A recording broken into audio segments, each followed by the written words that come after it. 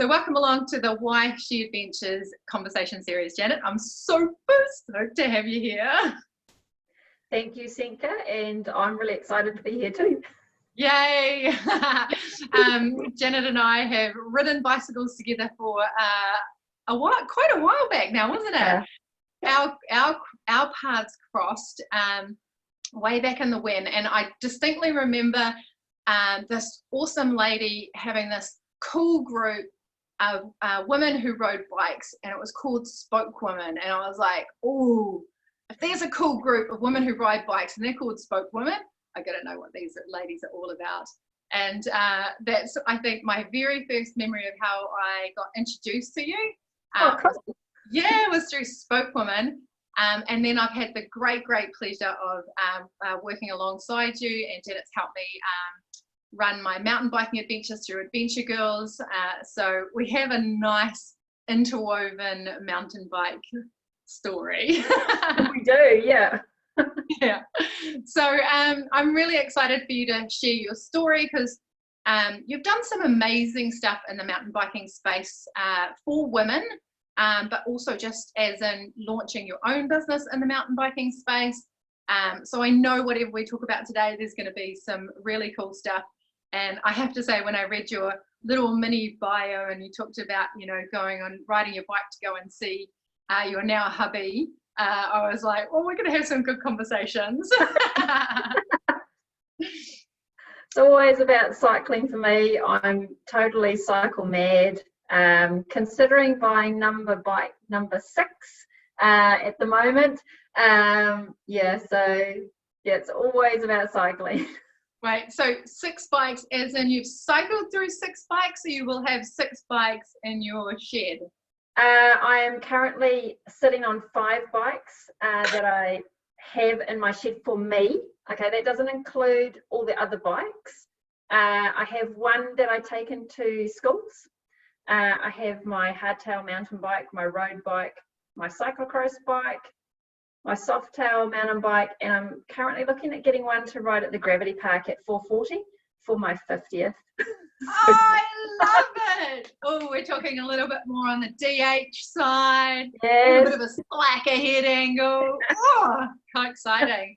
It is exciting. Oh my goodness. So first up, I know it's your birthday coming up real soon. So happy 50th birthday. Thank you.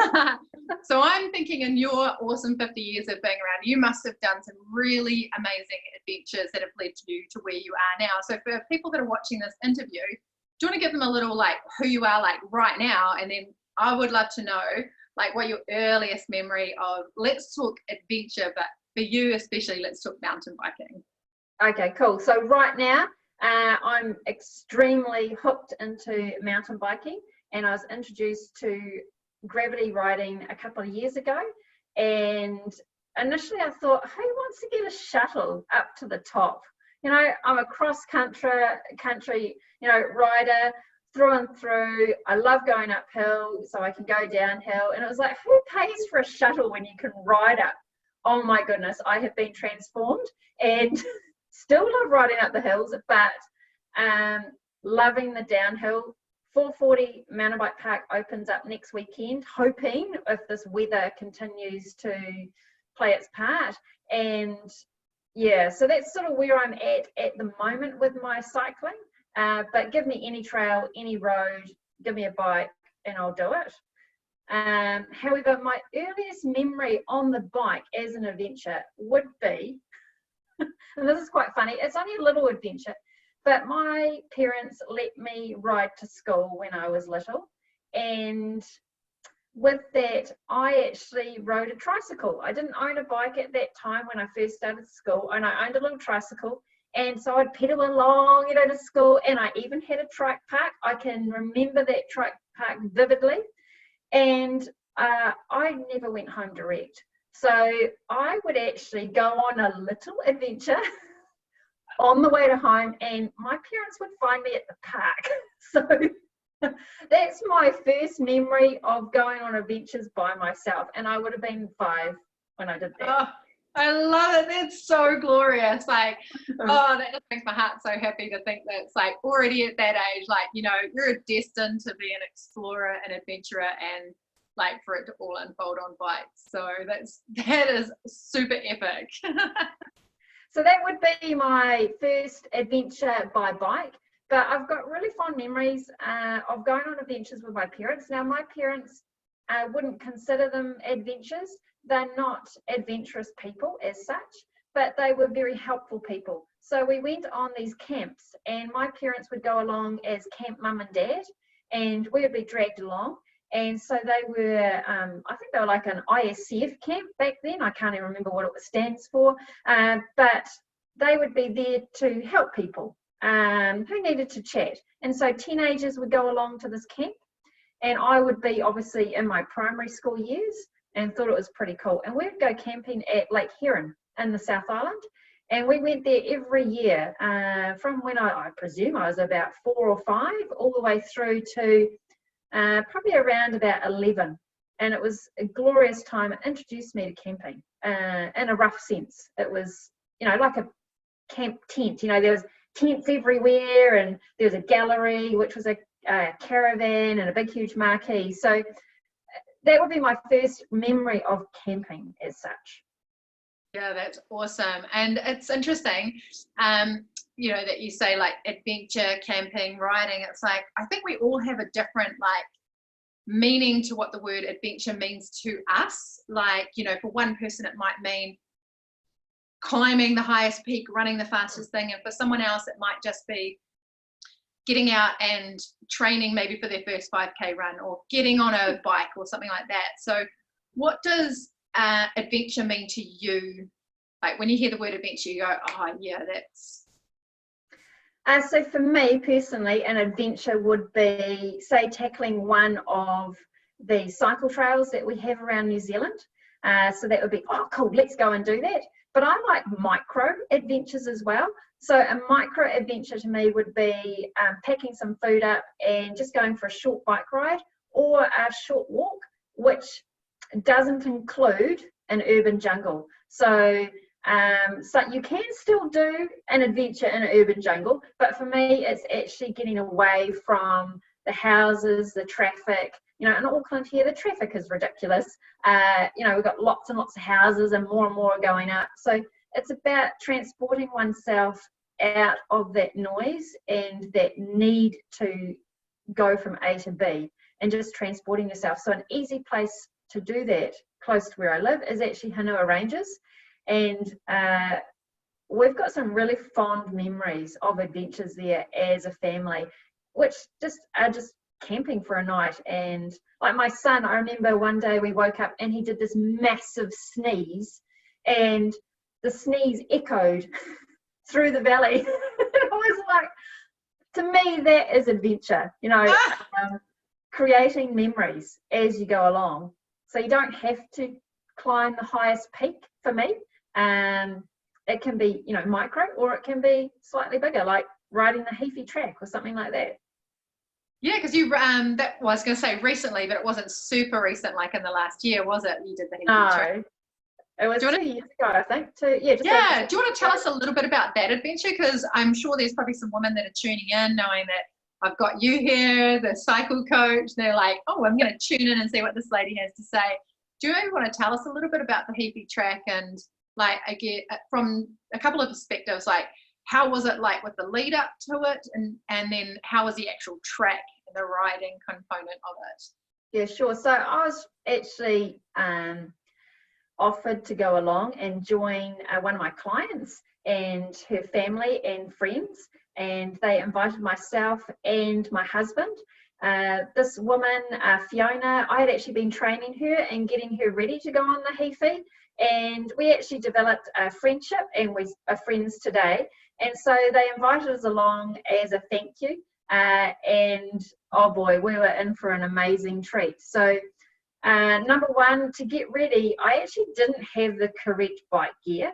Living in Auckland, we used to live down south, and had all the gear, but we've lived up north for quite a long time, and so my gear wasn't actually relevant. So we went on this big, huge spending spree. Like clothes to wear, and waterproof pants. And my favorite place to do that is Ground Effect. that I love their clothing. It fits me well, and you know, it works well. So I went on this big huge spending spree with my hubby and I. Got our bikes all sorted, and we flew down to Nelson from Auckland. Had a wee problem on the plane. Too many bikes. Yes, so, yes. Actually, just on that point, yeah. Because it's such a small airport and there's so much going on there. We did a trip 3 or so years ago. Yep. Maybe even 4. We did the Nelson trip. We did Old Ghost Road, session the local stuff. We went and rode Waka Marina.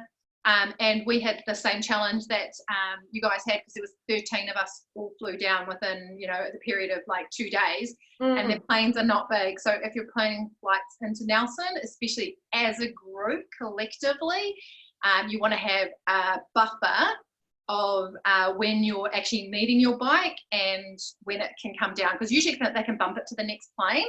But if you need it that night or that day and it's not going to get on a flight till the later in the day, it's 100%. Just with those smaller regional places, if you're traveling as a group, that's definitely something to be aware of. So thank you. I just thought I'd throw that in there. Experience. It's a really good point, because we were sitting on the plane on the tarmac, and they actually came into the plane and said, "Who's got bikes on board?" And we're just going, yeah, please don't talk to us. So we had 9 bikes going down from Auckland, and yeah, so they bumped some of them. So fortunately we were flying in the morning, and we got our bikes in the afternoon, thank goodness. We then drove over to Golden Bay, and we actually stayed in Golden Bay, and we took the plane. So our bikes, this is where the coolness begins, our bikes actually got put upside down on the wings of a plane, so they could take 4 of us at a time, and then they flew us with our bikes there. It was so incredible, to a paddock, which was about 4K away from the start of the Heafy track. I will never, ever, ever forget that experience. It was just beyond, you know, normal. It was really cool. And then just being in this little plane that's going, it's like, you know, are we actually going to land? And then we hit the start of the track. I was blown away by the rock on the surface of the trail. I have not done a lot of rock riding, you know, up until that point. And I remember thinking, can I actually do this? And I had this moment of panic. And what I realized very quickly was that the rock is covered in the green moss in a lot of places. And so I realized, do not ride on the green rocks, because you will slip out. So I learnt my lesson within the first 200 meters of the trail, thinking, oh my goodness, I've got 80K of this. How can I cope? So I pulled up my big girl panties and thought, right, Janet, you can do this. So it's a real slog from the start of the trail on the Golden Bay side up to the first hut, Perry Saddle. It is 18K of pretty much up, a lot of rock, and the trail just disappears right next to you, you know, so it's like, hi. And a lot of the time the rock was on the inside of the track, and so you would have to, you know, keep going around. And I remember my husband saying, just keep looking, like Janet says to her clients, look ahead, look ahead, look ahead. Oh, I'm just looking ahead. So it was like, so once we got up to the top, you know, it was like, oh, this is great. And then we rode, I think it's called John, I can't remember the name of it, John McClay Hut or something, I can't quite remember the name. And it took us 8 hours to do. We had a party of about 11, which you have to split in half. You cannot ride the trail in a big group. They require you, or DOC requires you to split it in half. So we would just have meeting points along the way. We had children with us, so the youngest at the time was probably about 11. Oh no, probably 13. Really good cyclists. We had a few incidences along the way. It's very remote. You have to have the correct gear. It's really important to carry a PLB, have the right clothing, have the right food, know how to change a flat tire, know how to, you know, get a multi-tool out and make some adjustments to your bike. And so we did have a variety of things that came, that sort of happened along the way. Yeah, I think you can't go on a big trip like that and expect everything to go super smoothly. So you always prepare for the worst, as in, you make sure you have everything covered, and it's inevitable that you'll have bike stuff, people will fall off. Well, you've got a group of 11 in a remote place with new terrain. It's like, it's inevitable that something's going to happen. So, and on more than one occasion. Oh yeah, I mean, hey, I fell off on the second day, riding too close to one of the boys, and they just did a bit of a zip. I hadn't noticed a rock, and splat, off I come. But by golly, is that it's the best trail that I've ridden. That's a remote trail. Absolutely love it. Highly recommend it. You do need to be an intermediate plus sort of rider to be able to do that. It's, you've got to have health fitness. It's a hard slog, that first 18k, and if you're not prepared to ride over rock, to ride on edges that are, that you've got massive drops on, then you shouldn't be there. It's one of those places you have to ride with confidence. You can't just, go, uh-oh. There's no out. You can't, backtrack. And yeah. no one's going to pick you up. There's no cell phone coverage, and a lot of the places, it's very remote. If you want to give it a go, do it, but get prepared, before you go, and talk to people who have done it. Ring me. It's has to be on the top of your list to go. Oh, I love it. I've heard so many things about it, and it hasn't really kind of gone on my, I've got to do the Heaphy track, because, it was like Old Ghost Road, you got to go ride that, and tick that off, and was like, oh, that was just so epic, like to try and, to do another ride. Will I get that same like buzz, which I'm sure I will, but I was like, what's going to be the next multi-day ride? So yeah, I think it's how you do it though. So for me, adventures, I can go and ride with my husband, and we have fantastic, we go on what we call date rides, and we have fantastic, rides together. But going with a group of people, and connecting with that group of people and surviving, if you call it that way, you create a real special bond.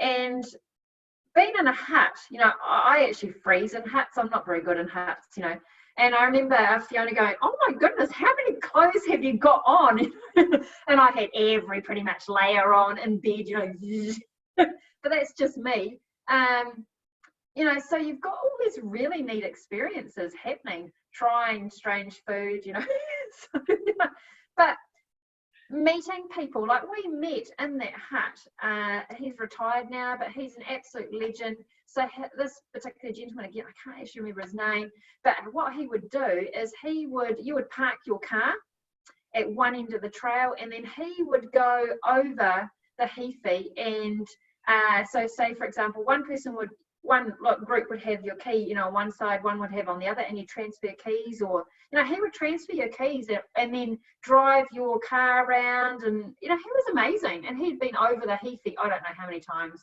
and it takes him half the time of what we used to do it, and he would run it. It was just incredible. So we met all these amazing people along the way. The interesting thing about that trip, I actually learnt about myself quite significantly.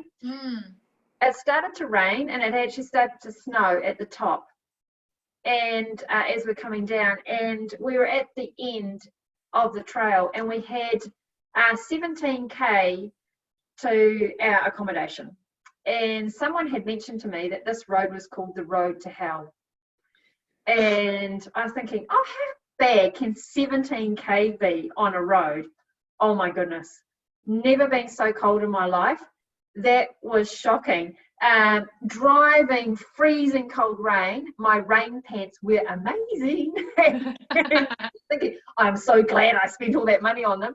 And we're just riding, and all you could think of was keep pedaling, keep pedaling, keep pedaling. There is going to be a fire at the other end. Keep pedaling, keep pedaling. And I remember getting, I think it was called the Last Resort place we're staying at, and thinking, oh, thank goodness, and almost hugging this fireplace. It was like, I'm so happy. But what I learned was that I had the grit to get there. I could have stayed at the pickup point and had a shuttle come and pick me up, but I thought, no, I can ride this road from hell. And so I learned that I could, and that gave me real big warm fuzzies, because it was terrible, massive headwind, nothing like we'd just ridden. So yeah, I had grit. That's amazing. I love that. And I think that that's like, you know, you talk about doing the mini adventures, which I love, because I think, ironically, I just talked about it on a Facebook Live this morning. We can fit some great mini adventures into our everyday lives that don't have to take up half a day and things like that. You know, we can nip out and do a few things that just fill our happy tanks up. And if that's in an adventure space, that's totally doable.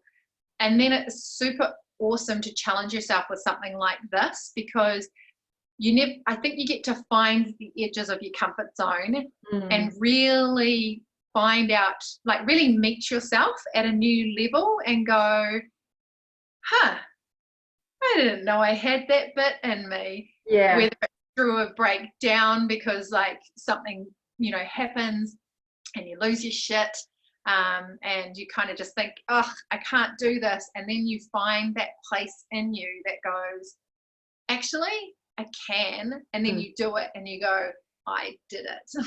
Yeah. So yeah, those reserves are very important, and I have drawn on them many times, I can tell you that. Yeah. What do you think that does, like for you, like what does that do for you when you kind of find that next level of grit in who you are as a woman, as a, you know? So I come from, I think, fairly weak stock.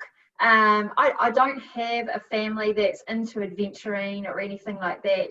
I have a mother who, from pretty much a lot of my memory of her not being able to do a lot physically. And so for me, I am so determined that I will keep going and be as much as I can be in the outdoors. So if you give me, you know, oh, Janet, do you want to try and do this? I'm going to say yes. And it might take me, you know, a bit to get there. I wasn't built with fast Twix fibers, you know, or anything like that. You know, give me a bike. I'm a bit of a slow person, and give me some food. Got to have the food, otherwise I get really grouchy. I've got to have food and water and stuff like that. I will get there.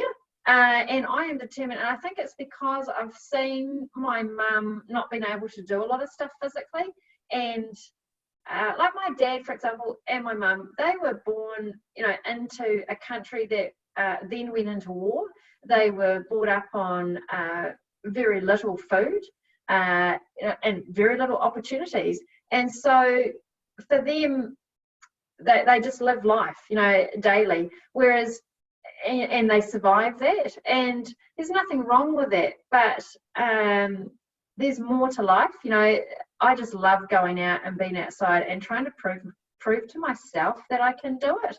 So I don't go on these adventures to go, oh, look at me. These adventures are all about my own personal goals, and for me to just go tick, Janet has it. Janet can do this. Janet might have failed this time, but that's okay. She's going to give it a go, or she's going to go and do something different. So yeah, it's just drawing out from yourself and just trying to better yourself all the time, but congratulating yourself on the small stuff. I think that's really important. And I learned that lesson. Actually riding in the Waka 100 a few years ago when I was into racing. Sorry, for anyone who doesn't know what the Waka 100 is, because I know what it is, but for anyone who's watching this and they don't know what it is, do you just want to tell them, because then it'll make everything else you say afterwards completely make sense? Yeah. Okay, so it is a race in Rotorua in the forest, and you have to ride 100k on single track and gravel roads within the forest, and you have a time limit to do it. It's a huge amount of elevation, and it's up to grade 4 trails, and it's a mammoth day, particularly for someone like me. So before you tell us all the cool stuff that you learned, I just want to say you're a freaking legend to do that, and to go and smash out 100Ks. I do it quite. That's okay. Yeah. To commit to doing the event and to doing that. So I just want to say you're a freaking legend for just signing up and getting on the start line. So yeah. So I put my family through hell that year with training. I get a little grouchy when I train hard, and on the day it was raining, and we're driving to the start of the race, and I am whinging big time and thinking, I don't want to do this, it's 100k, who wants to sit on their bike when it's going to rain all day? I mean, hello. And my husband just turns around and looks at me and goes, shut up, woman. You have just put us through this. You can do it. Just do it. And I remember thinking, that's exactly what I needed to hear. He's a very loving man and he doesn't normally talk to me like this. But I just needed a kick up the pants. And then I looked out the door of the car and I knew that, it was pouring down rain and these people were riding to the start of the race. They'd obviously flown in from like Australia or something like that, or hadn't driven to Rotorua, and they were riding to the start of the race. And that got me thinking. And then my daughter, she, has a raincoat for me over the top of my gear. And so I start the race 100% dry. And it got me thinking about all these other people. And I sort of thought, far out, aren't I lucky to have my family? And then they spent the whole day placing themselves in various locations around the forest waiting for me. Now, as I've mentioned before, I'm a little slow.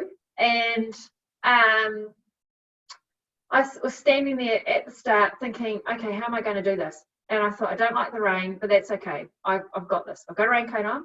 And then I thought, right, I'm going to congratulate myself on the small stuff. Every time I do something well, I'm going to say, well done, Janet. And that's how I did that entire race. Actually, 2 weeks before that race, we'd had someone pass away, a friend of ours.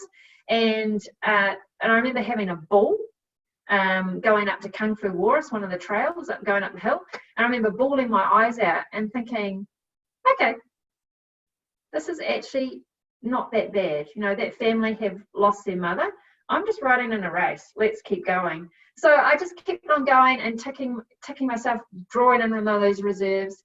And because of the conditions of the trails, I wasn't actually doing very well time-wise. And I remember riding up the Sours, that's another whole lot of tracks, and thinking, please let that be dug. I heard a four-wheel drive vehicle at the top. I'm thinking, please, please, please, please. I actually have had enough. And it got to the 10-hour mark. And I remember getting up to the top and it was Doug. And he goes, Tim, who's, he's the owner of Enduro. He goes, Tim, it's only Janet. I'm sending her back now and not letting her do the rest of the race. And it was like, oh, thank you so much. And I rode to see Tim, because you have to book it, you have to say that you're a ride back. And Tim said to me, he goes, Janet, if it hadn't been raining and the conditions hadn't been so bad, you would have finished that race. And I remember taking those words on board and not beating myself up and going, oh, I would have.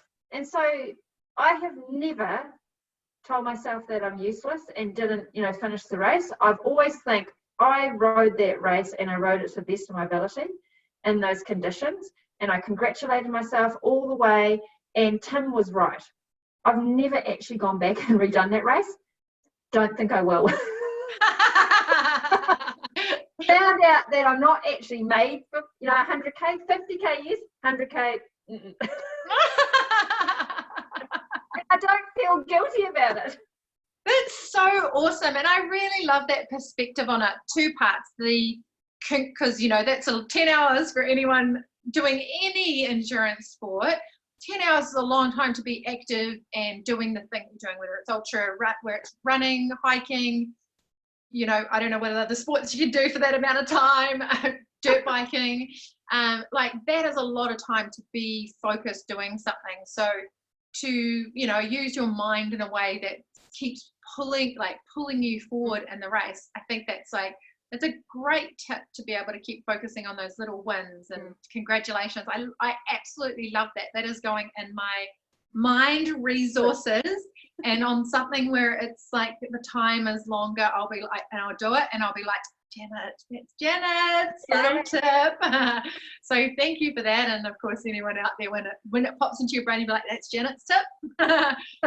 So I absolutely love that. And I love the fact that you've just gone, you know what, like, I don't want to do 100K rides. I love the 50s. Well, maybe not love the 50s. I do. But the 50s, you do? Okay, cool. But the 50s, you're like, awesome.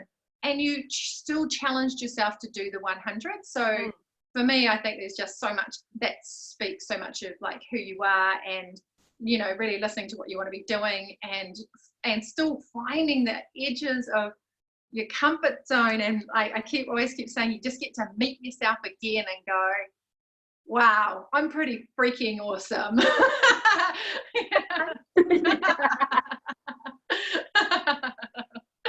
So like, I just think you're amazing, Janet, because I think I knew you did the Walker 100, but then I didn't, you know, it's one of those things I just didn't remember, like, as we were going into having our conversation and stuff like that. So I love that not only do you go out and challenge yourself personally on different adventures and stuff, but I know that you hold a really safe space for the women that you coach and that you do adventures with. And, you know, you've got your own personal riding group, the Spoke Women, that I was talking about earlier and stuff like that. So it's really fantastic that you create a space like that. What do you think it is about going and adventuring? Because I know you do go with your husband and you have your dates, but what do you think the difference is when you go out with a bunch of women? Like, why do you love riding with the Spoke Women or coaching women? What's the big difference of going with women versus men? Yeah, the spokeswoman to me make me. We've been riding together now almost 10 years. And I mean, we've had people go and people come in. They just know who I am. I can ask, you know, we can have any conversation about any topic. We understand each other's weaknesses and strengths because we've been riding together so much. You know, like we ride up a hill and it's like, right, we just automatically go into this sort of pattern of who's in front. And, you know, it's not, oh, I'll go first. No, you go first. You know, we just automatically go in, and then we swap it around at the top for who's coming down. So I'm generally a little bit further at the front with the coming down than I am going up. They are just, I don't know what it is. They make me glow. They make me laugh. They make me cry. You know, we just have this amazing connection together. And I don't think you can have that connection with guys. Like I've been on trips, you know, like the Heafy, for example, which was a mix of children, men, you know, and women. You still have fun, but there's just something about having your bike besties with you. To me, they are my encouragers. And yes, my husband does that too, but this group is just totally different. They're the reason I got into what I'm doing now. You know, I owe them so much. I learned a lot about myself with this group as well, and we'll continue to ride together, I hope, for many, many years. They are just a fantastic bunch. Finding that group of women, I think, is your top priority. So if you're out there and you don't have any connections, find a group that you connect with. It doesn't matter what they do, just find a group. And you'll bond and form some amazing friendships. I know that if I, you know, just pick up the phone, if I'm in trouble, these ladies would come to my rescue. I know that if I ended up being sick, or someone in my family that, you know, was sick and I couldn't get anyone else, you know, to help, I know I could just ring them and they would be on my doorstep. So it goes beyond the adventure. It becomes, they become kind of like family. Yeah.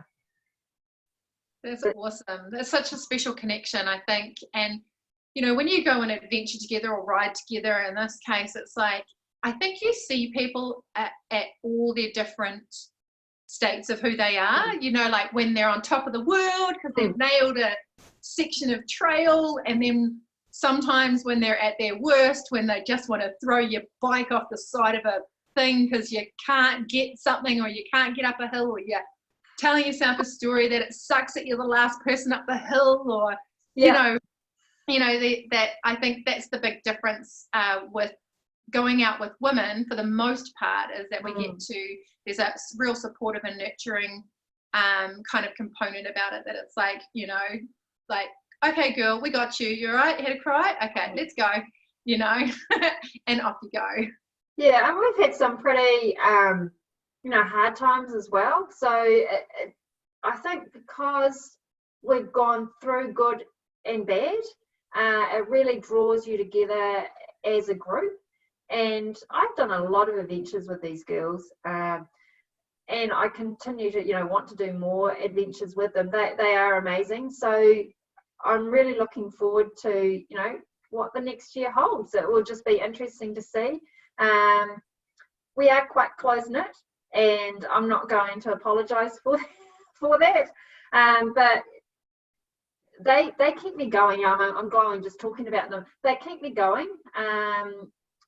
They know if I'm having a bad week, because we've got this sort of group chat that we go through. We're chatting, and so if you don't have a group like this, you are missing out majorly. And that's what I love about Adventure Girls, because you're trying to connect people together and help people form those relationships. And I just think that's amazing, Senka. And yeah, so that's my biggest tip to anyone. Find your girlfriends. I get told off in schools for using the word girlfriend now, so which is quite funny. But to me, you're my girlfriend, and that's what it is. It's a bit of a funny story. I said to a whole lot of kids, this is a little while ago, that my girlfriend was riding the length of the country, and this guy goes, "Hey, miss, have you got a girlfriend?" It's like, oh, okay, how do I explain this? So it was actually quite funny. So I have to say now, my friends. But they're my girlfriends, they're my bike besties. They see me through thick and thin. They're the best thing that's ever happened to me. Oh my goodness, I love it. Like, it's so true. Like, for all the adventures that I did with Adventure Girls, I met a lot of amazing women along the way, and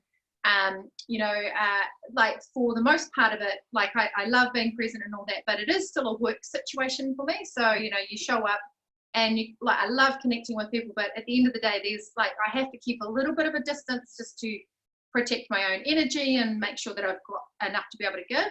So having my group of girlfriends who I could just go adventure with, not to need to be the person who organizes it, not to be the person who leads the adventure, but just to show up and sometimes have a really crappy day, and all I want to do is just walk really slowly or something like that. Like, having those girls in my life just absolutely 100% make it better, because it's like, number one, we get out and we go and do stuff in the outdoors, so that's good just mentally.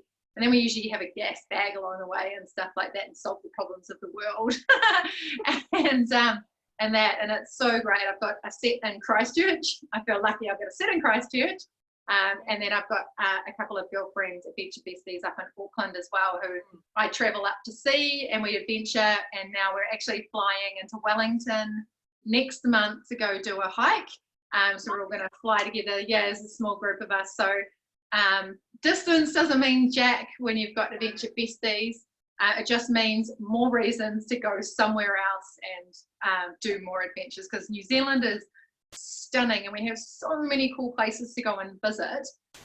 So on that, like, in terms of riding, if you were going to like give us three of your most favorite places to go ride or trails to go ride, what should the adventure girls that are watching this put on their adventure girls must-do list?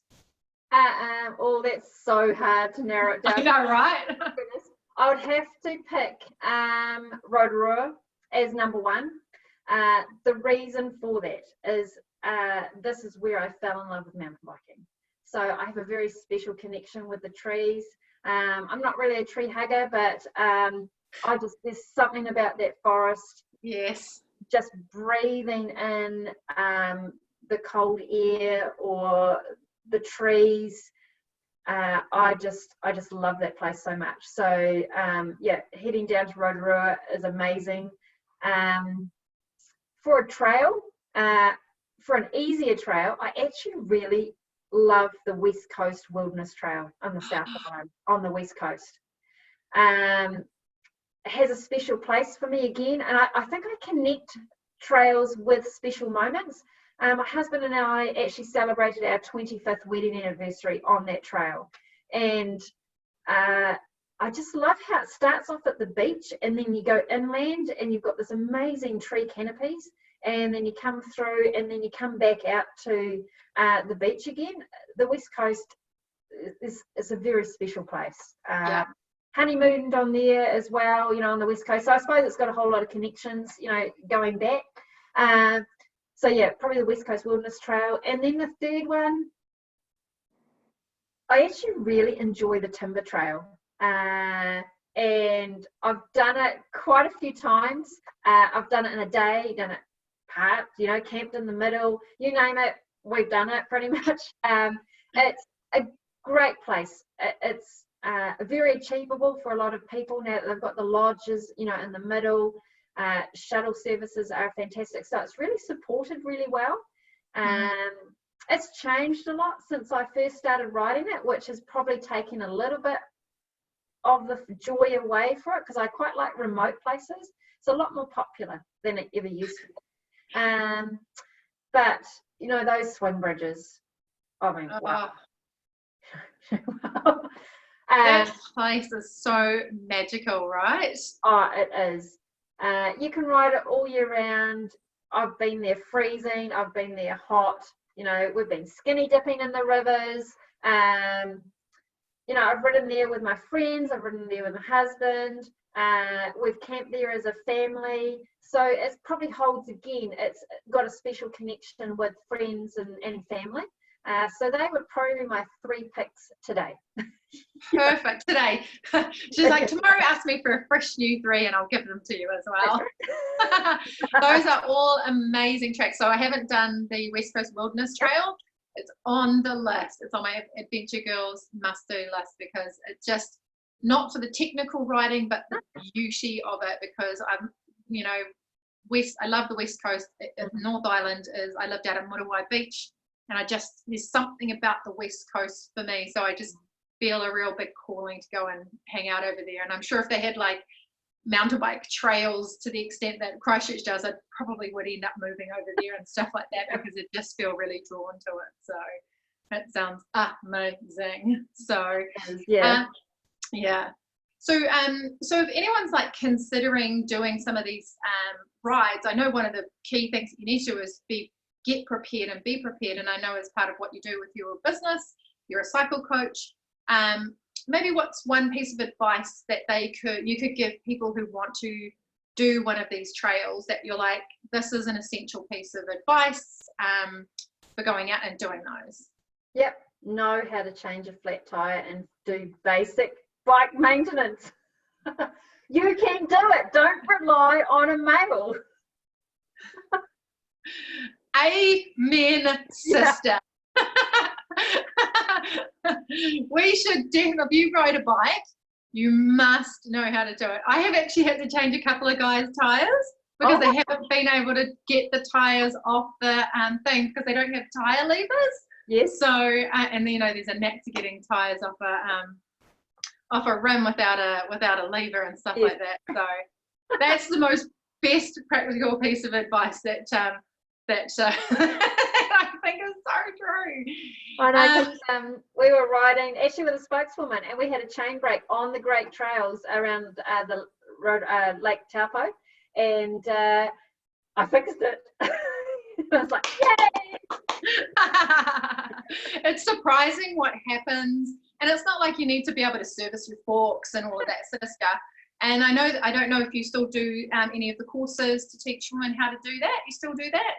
I do if people ask, yeah. So cool. All right. So if you need to learn stuff, go see Janet. She's a cycle coach, so you're in safe hands, and she is freaking amazing. And one of the things I love about, I really love about you when you really look after the people that you're with, and you really give a shit about people, but you're also super patient as well. So you know, sometimes it's like when you're battling your own internal story of like, I can't do this thing. You just need someone to have a bit of patience with you, and it's something that I think is one of, you know, a really great quality in a coach, and definitely you've got it by the bucket load. So if you ever need to learn anything for going on any of these rides, definitely look Janet up. She'll be able to help you out. And it's nice too to have a female perspective on all of that stuff as well, because you know it's great getting advice from people in general, but the advice from women can be quite different to men as well. So yeah, no, it can be. Yeah. So 2 things before we wrap up. The first thing is, if you had what's one message that you have for women out there that are wanting to have more fun and adventure in their lives, but they're a little bit afraid of taking that next step? What advice would you have for them? I would suggest just get up off that couch, walk forward, walk out that front door, go for a walk, have a think about what adventure you would like to do. And while you're thinking, make that adventure a small, what I call a micro adventure, and start off with a micro adventure, and that might just be going to your local beach and having a picnic. That's, to me, is an adventure. And then think of that and change that to a mini adventure. So you've gone on that micro, then you've gone on a mini, and then you've gone on a small one, and you just make those adventures slightly bigger each time. And that way, what you've done is you have created experiences. And I'm a good one for building on experiences. So create a small experience and then build up on those. And so that way you gain knowledge along the way, you learn what works best. And it might just be that you forgot to pack a towel when you went to the beach and you wanted to go for a swim. You know, a simple thing as that. And then you can create these little lists, you know, because women are quite good at lists. And you could even have an adventure bag packed with all your gear. So yeah, it's just getting up off that couch, walking out that door and starting. That's as simple as it is. Perfect. Such practical advice, because I think we try to eat the whole elephant at once, right? Like, I want to get into this thing, and it's like, oh, but I must be super fit and I have to conquer the world. And it's like, no, you can just go to the beach for a picnic. You can. Yeah, definitely. I absolutely love it. Janet, thank you so much for being a part of this. If any of the women that are watching this want to reach out to you because they're just like, oh, I got to get a hold of that lady because she's freaking rad, and I want to either up my mountain bike skills, or they want to get some practical advice or coaching and anything to do with the cycling space, what's the best way for them to get in touch with you? All they need to do is just hop onto my website, which is cyclecoach.co.nz. So pretty easy to remember. Simplicity is the key. Thank you so much, Janet, for sharing those amazing stories. Like the Heafy track, I'm like, oh, I'm not sure if it's going on the list yet. I might need a little bit of persuasion, but the West Coast Wilderness Trail, that's got to get done. I'm going to try and see if I can book something in before the end of the year and go and do that. So thank you for all your advice and your sharing your stories and takeaways, and really inspiring the women out there that they can go and get out and do some cool shit. Thank you, Senka, for being there and, you know, journeying with me. I've really enjoyed it. And just get out there, everyone. Go and do it. Awesome. Have a great day, Janet. Thank you.